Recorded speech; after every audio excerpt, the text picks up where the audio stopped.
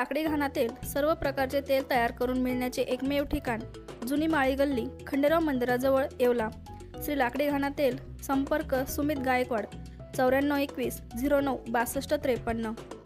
त्याच्यावर फडणवीसांचा हात आहे असंही त्या मुलाखतीमध्ये म्हणजे माझ्या डोक्यावर तुमच्या डोक्यावर माझ्या डोक्यावर काँग्रेसचा हात आहे, पवार साहेबांचा हात आहे, फडणवीसचा हात आहे, उद्धव ठाकरेंचा हात आहे, उद्धव काय तुमच्या एकनाथराव शिंदेंचा हात आहे आणि सगळ्यात जास्त म्हणजे जनता जनार्दनांचा हात आहे आणि येवला लासलगावच्या मतदारसंघाचा माझ्या डोक्यावर हात आहे। काय करणार सांगा साहेब।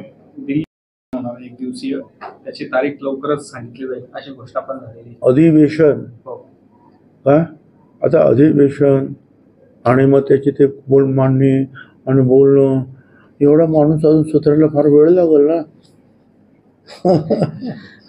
साहेब आपलं सराटीचं बसणं आहे का रे बाबा माणसं गोळा करून थोडं सोपं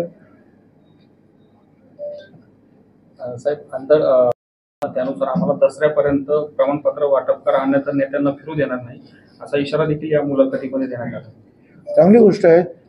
त्या मुलाखतीचा जो पार्ट आहे तो आम्ही घेऊ आणि सन्माननीय हायकोर्टाच्या समोर सुद्धा मांडू की बघा अशा रीतीने दडपशाही करण्यात येते, भीती घालण्यात येते। दसऱ्यापर्यंत तसे करा द्या नाही कोणी फिरू देणार नाही। दहशतीच्या वातावरणाखाली हे सर्टिफिकेट द्यावं असा प्रयत्न सुरू आम्ही कोर्टात मांडू।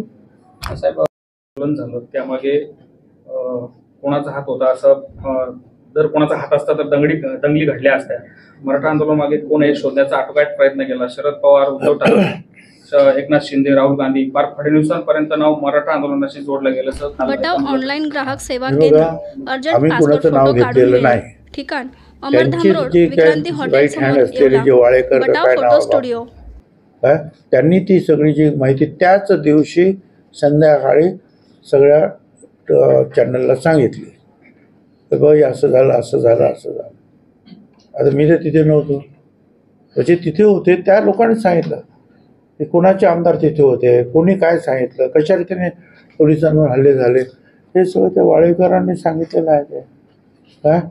त्यामुळे आता बरं त्यांचं जे म्हणणं जे आहे की दंगली केल्या ना तुम्ही तुमच्या म्हणा जरांगीनं म्हणा तुझ्या लोकांनी बीडमध्ये काय केलं त्याला काय म्हणतात एवढंच की दुसऱ्या बाजूने त्याला प्रतिकार झाला नाही।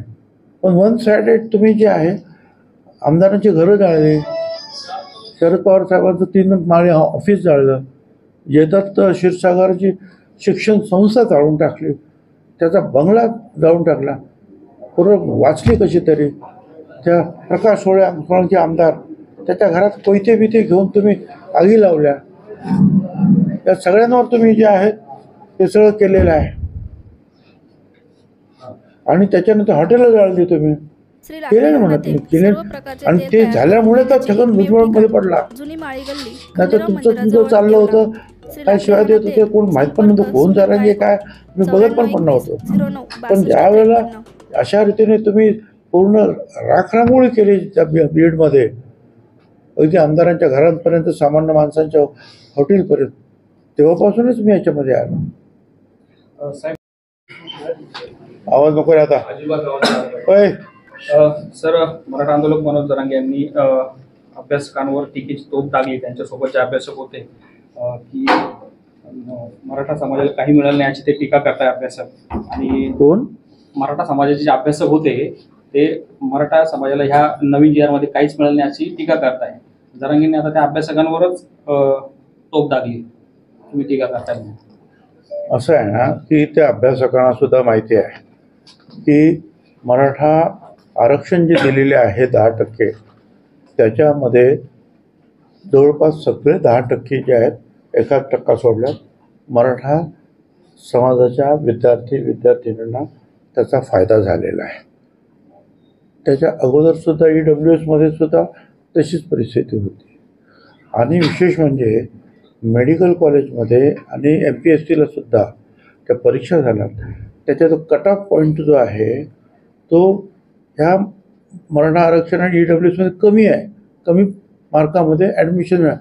आणि यांचा कट ऑफ पॉईंट जो आहे OBCचा हा त्यांच्यापेक्षा कितीतरी वरती आहे. त्याच्यामुळे बटाव ऑनलाईन ग्राहक सेवा केंद्र. अर्जंट पासपोर्ट फोटो काढून मिळेल.